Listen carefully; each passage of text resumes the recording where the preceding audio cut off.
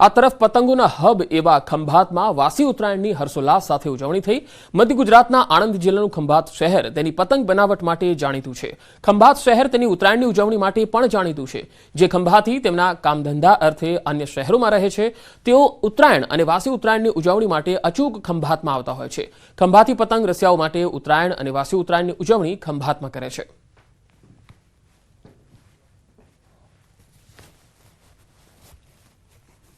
ખંભાતની ઉત્તરાયણ એટલે એની સ્પેશિયાલિટી દોરી છોડવાની।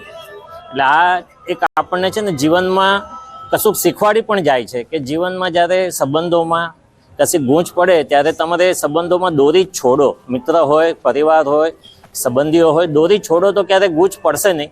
ખેંચીને કાપવાની જીદ નહીં કરો। આ ખંભાતની ઉત્તરાયણ જીવનમાં બધાને શીખવાડે છે। હું જન્મી ત્યારથી ખંભાતની જ ઉત્તરાયણ કરી છે ને ખંભાતમાં જ મોટી થઈ છું। ખંભાતની ઉત્તરાયણ તો બેસ્ટ ઉત્તરાયણ, એવી ઉત્તરાયણ દુનિયામાં કોઈ જગ્યાએ નહીં હોય। ખંભાતની ઉજવણી એટલે એવું માની લેવાનું વર્લ્ડ બેસ્ટ ઉજવણી છે। આવી ઉત્તરાયણની જે ઉજવણી છે એ ક્યાંય થતી નથી, આખા વર્લ્ડમાં બેસ્ટ છે। એટલે અમે કાયમ અહીંયા જ ઉત્તરાયણ કરવા આવી રહ્યા છે। આજે મારું આખું કુટુંબ છે, 80 વર્ષથી લઈને 28 વર્ષના બધા જ અમે લોકો અહીંયા આવ્યા છે। હાર્ટ એટેકથી મોતના વધતા બનાવો। બનાસકાંઠાના થરાદમાં એક દિવસમાં 2 બનાવ સામે આવ્યા।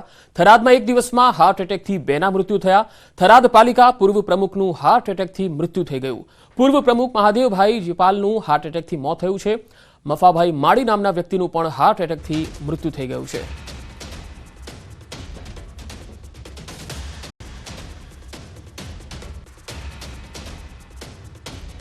તો રાજ્યમાં વધુ એક યુવકનું હાર્ટ એટેકથી મોત થયું।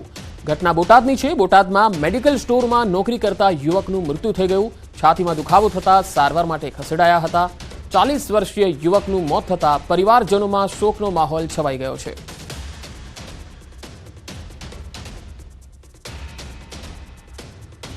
પાટણના સાંતલપુરમાં નર્મદાની માઇનોર કેનાલમાં લીકેજ થતા અને કેનાલ ઓવરફ્લો થતા પાણીનો વ્યય થઈ રહ્યો છે।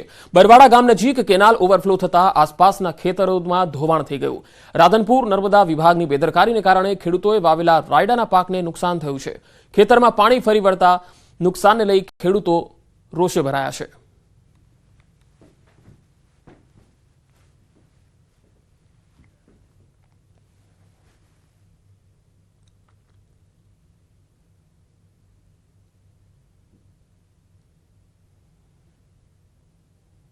ત્રણ વખત ભરાઈ ગયું છે અને 3 વખત નુકસાન પોરે મારે સૈણા હડી જતા અને ઓણે મારે આ રાયડું ને વાવલ હતું, રાયડું હડી ગયું છે। હવે તો સરકારને આવા તો માથે ક્યાં ધ્યાન ના દે તો આ ખેડૂતને શું છોકરા ચા મૂકવા સાહેબ। મોરબી નજીક ઝરખનો મૃતદેહ મળી આવ્યો। હળવદમાં વન્ય પ્રાણી ઝરખનો મૃતદેહ મળ્યો। લુપ્ત થતી પ્રજાતિ ઝરખનો મૃતદેહ મળી આવ્યો। 2 દિવસથી મામલતદાર કચેરી આસપાસ આંટાફેરા કરતું હોવાનો પણ વિડીયો વાયરલ થયો હતો। મૃતદેહ મળી આવતા વન વિભાગની ટીમને પણ જાણકારી આપવામાં આવી। વન વિભાગની ટીમે ઝરખના મોત અંગે તપાસ હાથ ધરી છે। લુપ્ત થતી પ્રજાતિ ઝરખનો મૃતદેહ મળ્યો છે। મોરબી નજીક તેનો મૃતદેહ મળી આવ્યો છે। હળવદમાં વન્ય પ્રાણી ઝરખનો મૃતદેહ મળી આવતા વન વિભાગને જાણકારી આપવામાં આવી હતી।